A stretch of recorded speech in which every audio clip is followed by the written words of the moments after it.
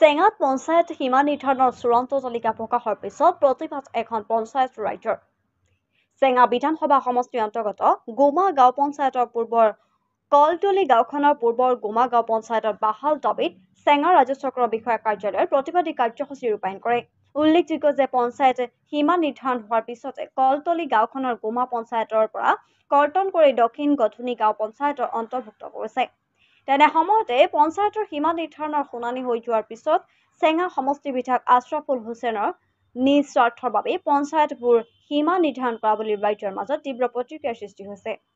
য'ত চৰকাৰী SOPক অৱমাননা কৰি প্ৰায় 10 কিলোমিটাৰ অতিক্ৰম কৰি বৰ্তমান সংলগ্ন কৰি দিয়া দক্ষিণ গধুনী গাঁও পঞ্চায়তত যাব লগা হোৱাত ক্ষোভিত হৈ আজি কলতলি গাঁওখন পূৰ্বৰ গোমা গাঁও পঞ্চায়তৰ বাহাল ৰখাৰ প্ৰতিবাদী কাৰ্যসূচী উলিয়ায়। কলতলি জনসাধাৰণৰ দাবী মানিব লাগিব।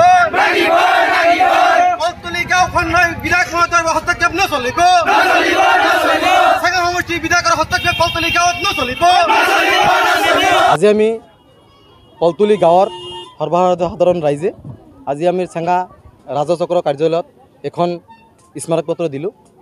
শেহতীয়া ডিলিমিটেশ্যনৰ ফলত আমাৰ গোমা গাঁও পঞ্চায়তৰ পৰা কলতলি গাঁওখন কৰ্তন কৰি দক্ষিণ গধুনী গাঁও পঞ্চায়তত দিয়া বুলি আমি ৰাইজে অৱগত হৈছোঁ। সেই মৰ্মে আমি ইয়াৰ আগতে ৰাইজে বহুত ছিগনেচাৰ কৰি আমি হিয়াৰিঙত উপস্থিত হ'লোঁ।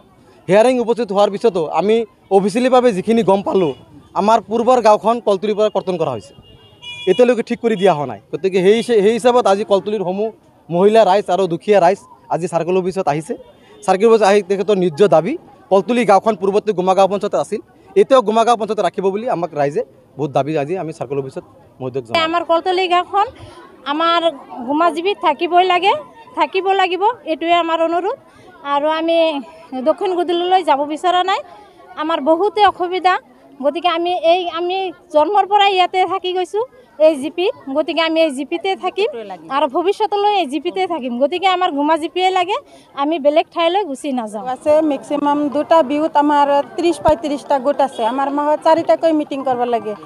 আমি সেই মাহত 4টা মিটিং কৰিব গ'লে আমি দক্ষিণ গধুনীত যাই এই ঘৰৰ কাম কাজ থৈ ল'ৰা ছোৱালী থৈ যায় আমি মাইকী মানুহে কেনেকৈ যাই কৰিম। গতিকে আমাৰ অনুৰোধ আমাৰ গাঁওখন গোমা জিপিতে আনি দিয়ে যায়। কলতলি জিপিটো মানে এই দক্ষিণ গধুনীত নিয়াতে মানে আমি যিকেইটা আছোঁ গোটেইকেইটা মানে আত্মসহায়ক গোটৰ মানুহ মহিলাসকলে।